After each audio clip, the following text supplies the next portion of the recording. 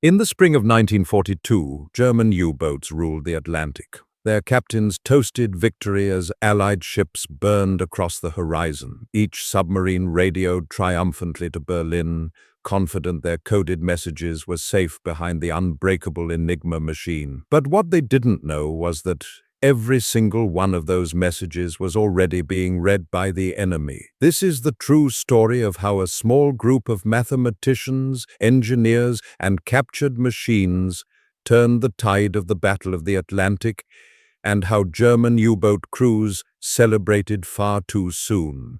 The Enigma was more than a code. It was a symbol of German engineering perfection. A typewriter-sized device made of metal rotors and wires, capable of creating over 150 quintillion possible combinations. To the Kriegsmarine, the German Navy, it was unbreakable. Messages could be changed daily, even hourly. Every U-boat commander believed his transmissions were invisible. They were wrong, because across the Channel, in a quiet British country estate called Bletchley Park, a group of civilians was about to perform a miracle of logic and perseverance. At first, the code-breaking effort was desperate.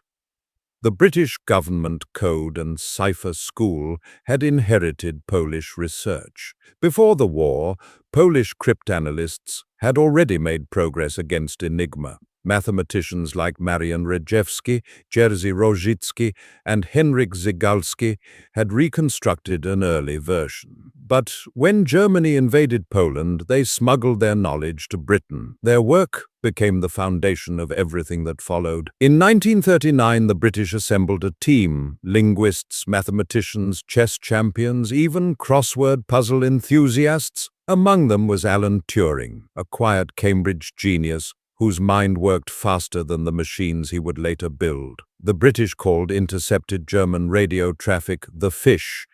Each transmission was a puzzle waiting to be solved. But with Enigma's rotors changing daily, every message expired after 24 hours. Turing realized the only way to defeat Enigma was with speed, mechanical speed. He designed an electromechanical computer called the bomb, which could test thousands of rotor settings per minute. Still, they needed clues, mistakes, and those mistakes came not from machines, but from men. German radio operators often used predictable phrases: "Weather good, nothing to report." Each repetition gave the Allies a thread, and the bomb pulled that thread until the code unraveled. While the code breakers worked in silence, U-boats terrorized the seas. The Battle of the Atlantic became the longest continuous campaign of the war. Allied convoys carrying food, weapons, and oil were hunted relentlessly. At its worst, Britain was losing 1 million tons of shipping per month. German Admiral Karl Dönitz, head of the U-boat fleet, called it the Rudeltaktik, the wolf pack tactic.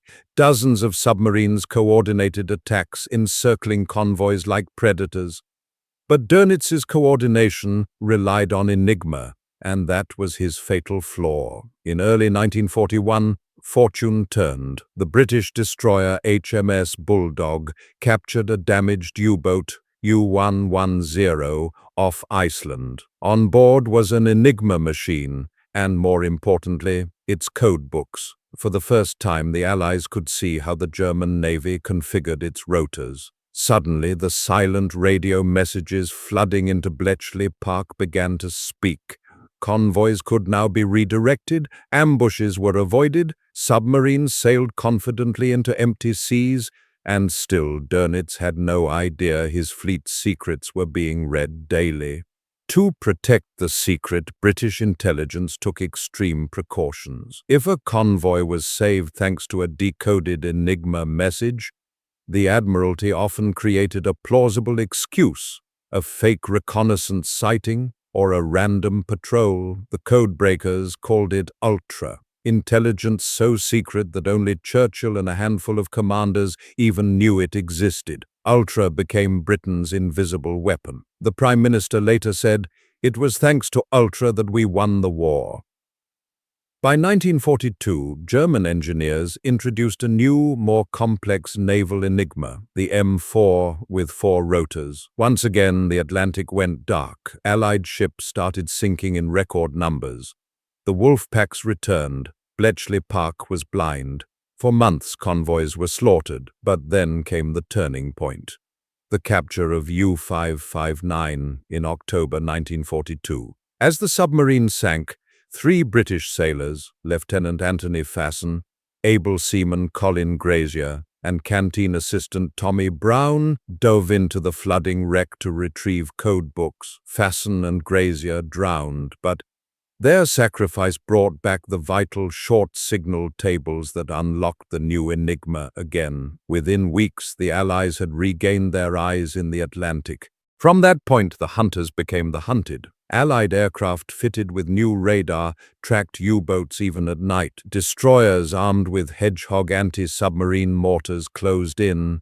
The German Navy began losing dozens of submarines each month. In May 1943 alone, known as Black May, 41 U-boats were destroyed. Dönitz had to withdraw his fleet. The Battle of the Atlantic was over. When Germany finally surrendered in 1945, few in the world knew what had truly happened behind closed doors in Bletchley Park. Alan Turing's name was classified. The Polish contribution was hidden.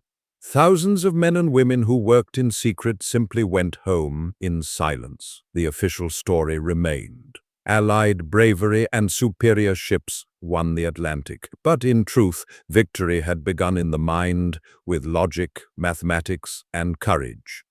Historians estimate that breaking Enigma shortened the war by at least 2 years, saving millions of lives. The German U-boat crews believed their codes would protect them.